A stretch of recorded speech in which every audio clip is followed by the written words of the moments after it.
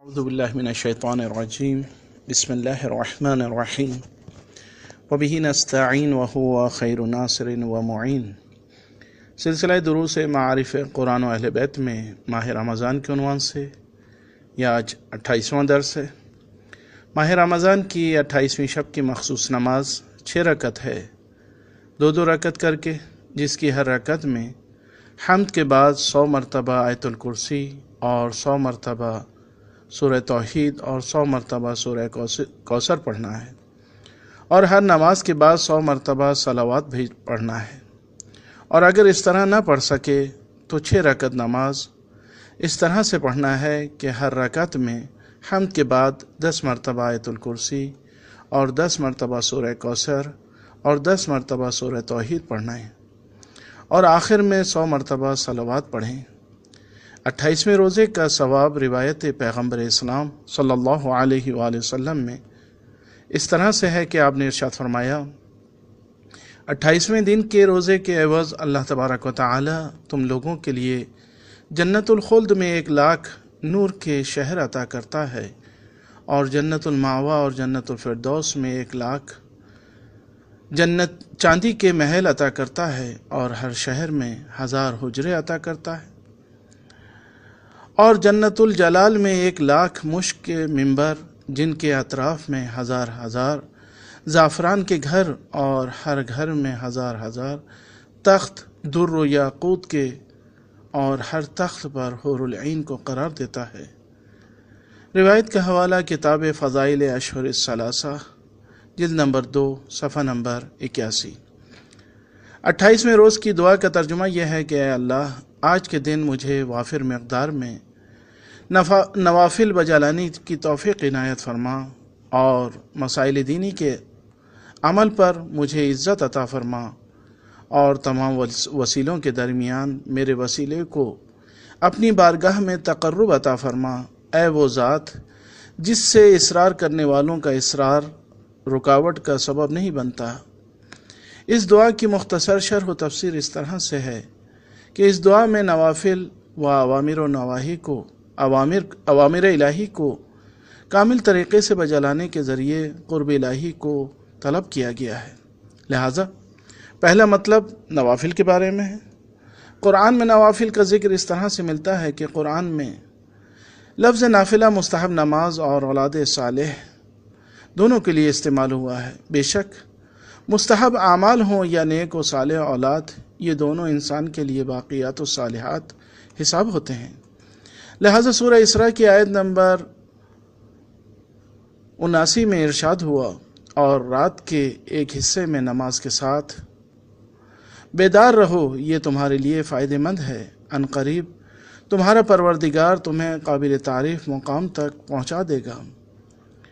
دوسرے مقام پر سورہ انبیاء کی آیت نمبر 72 میں ارشاد ہوا، اور ہم نے ابراہیم کو اسحاق اور پھر یعقوب کا سا عطیہ دیا، اور سب کو ہم نے صالح قرار دیا۔ روایات میں نوافل کے اعتبار سے روایت ہے، فضیل روایت کرتے ہیں امام باقر علیہ السلام کے صحابی کہ ہم نے جب حضرت سے ان دو آیات ہم علی صلاتہم یحافظون اور دوسری آیت ہم عن صلاتہم دائمون کے بارے میں سوال کیا تو آپ نے ارشاد فرمایا، پہلی آیت میں نماز واجب اور دوسری آیت میں نماز مستحب مراد ہے۔ روایت کا حوالہ اصول کافی جلد نمبر 3 صفحہ نمبر 269۔ دوسری روایت میں نبی اکرم صلی اللہ علیہ وآلہ وسلم ارشاد فرماتے ہیں، قلوب کبھی رغبت رکھتے ہیں کبھی پشت کرتے ہیں، جب رغبت رکھیں تو نوافل کو بھی انجام دو، اور جب پشت کریں تو صرف واجبات پر اکتفا کرو۔ روایت کا حوالہ اصول کافی جلد نمبر 3 صفحہ نمبر 454۔ تیسری روایت میں مولا متقیان علی بن ابی طالب علیہ السلام ارشاد فرماتے ہیں کہ واجبات میں کوئی چھوٹ نہیں ہے، اور مستحبات میں کوئی شدت نہیں ہے۔ روایت کا حوالہ کتاب بشارت المصطفیٰ صفحہ نمبر 28۔ चौथे मुकाम पर मौलाए मुत्तक़ियान अली इब्न अबी तालिब अलैहिस्सलातु वस्सलाम का ये इरशाद मिलता है कि आपने फरमाया, जब मुस्तहब्बात वाजिबात के लिए ज़रर का बाइस हों तो उन्हें छोड़ दो। रिवायत का हवाला किताब शरह नहजुल बलाग़ा इब्न अबिल हदीद जिल्द नंबर 19 सफ़ा नंबर 170। पाँचवें मुकाम पर मौलाए मुत्तक़ियान अली इब्न अबी तालिब अलैहिस्सलातु वस्सलाम का ये फरमान मिलता है कि आपने इरशाद फरमाया, ऐसे मुस्तहब्बात से बिल्कुल तक़र्रुब हासिल नहीं हो सकता जिनसे वाजिबात को ज़रर पहुँचे। रिवायत का हवाला शरह इब्न अबिल हदीद जिल्द नंबर 18 सफ़ा नंबर 158। दूसरा मतलब आज की दुआ में अवामिर इलाही के बारे में। कुरान में अवामिर इलाही के बारे में इस तरह से मिलता है कि सूरह अनआम की आयत नंबर 151 में इरशाद हुआ, कह दो कि आओ मैं तुम्हें बताऊं कि तुम्हारे परवरदिगार ने क्या हराम किया है। खबरदार किसी को अल्लाह का शरीक करार न देना और माँ बाप के साथ नेक सलूक करना। अपनी औलाद को गुर्बत की बिना पर कत्ल न करना, क्योंकि हम तुम्हें और उन सब को रिस्क देने वाले हैं। और गुनाह के करीब भी न जाना, चाहे वो ज़ाहिरी गुनाह हो या पोशीदा गुनाह। और किसी ऐसे नफ्स को जिसे अल्लाह ने मोहतरम करार दिया हो कत्ल न करना, मगर किसी हक़ के एवज़। ये वो बातें हैं जिनकी अल्लाह ने नसीहत की है ताकि तुम लोग अक्ल से काम लो। सूरह आराफ की आयत नंबर 33 में इरशाद हुआ, कह दो कि मेरे परवरदिगार ने सिर्फ बदकारियों को हराम करार दिया है, चाहे वो ज़ाहिरी हों या बातिनी। और गुनाह और नाहक ज़्यादती करने और बग़ैर दलील के किसी को अल्लाह का शरीक करार देने और बग़ैर जाने बूझे किसी बात को अल्लाह की तरफ मंसूब करने को भी हराम करार दिया है। उसके बाद सूरह आराफ की आयत नंबर 178 में इरशाद हुआ, और पाकीज़ा चीज़ों को हलाल करार देता है और नापाक चीज़ों को हराम करार देता है, और अल्लाह इन पर से अहकाम के संगीन बोझ को उठा देता है। रिवायात में अवामिर इलाही के बारे में मिलता है। छठे इमाम इरशाद फरमाते हैं कि बेशक जब कोई शख्स माल हराम हासिल करता है तो इससे न हज, न उम्रा, न सिले रहमी कबूल नहीं किया जाता है, हत्ता इसकी इज़्दिवाजी ज़िंदगी भी फासिद हो जाती है। रिवायत का हवाला किताब अमालियत उसी सफ़ा नंबर 680। नबी अकरम सल्लल्लाहु अलैहि वसल्लम इरशाद फरमाते हैं, जब कोई लुक़्मा हराम किसी के शिकम में जाता है तो आसमानों और ज़मीन के तमाम मलाइका इस पर लानत करते हैं। रिवायत का हवाला किताब मिशकातुल अनवार सफ़ा नंबर 315। दूसरे मुकाम पर नबी अकरम सल्लल्लाहु अलैहि वसल्लम का ये इरशाद है कि आपने फरमाया, जो कोई लुक़्मा हराम खाता है तो 40 दिन तक इसकी नमाज कबूल नहीं होती है। रिवायत का हवाला किताब कंजुल उम्माल रिवायत नंबर 9266। तीसरा मतलब आज की दुआ में क़ुर्ब इलाही के बारे में है।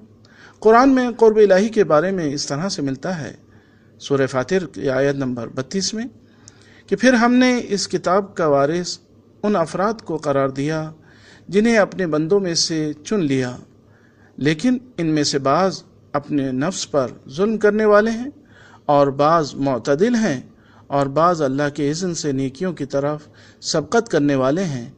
ये अल्लाह का बहुत बड़ा फ़ज़ल है। सूरह वाक़िया की आयत नंबर 10 और 11 में इरशाद हुआ, और सबक़त लेने वालों का क्या कहना, वो सबक़त ही लेने वाले थे, ऐसे ही लोग अल्लाह के मुक़र्रब होते हैं। फिर सूरह वाक़िया की आयत नंबर 88 और 89 में इरशाद हुआ, और अगर मरने वाला खुदा के मुक़र्रब बंदों में से होगा तो इसके लिए आराम और सुकून और नेमतों के बागात होंगे।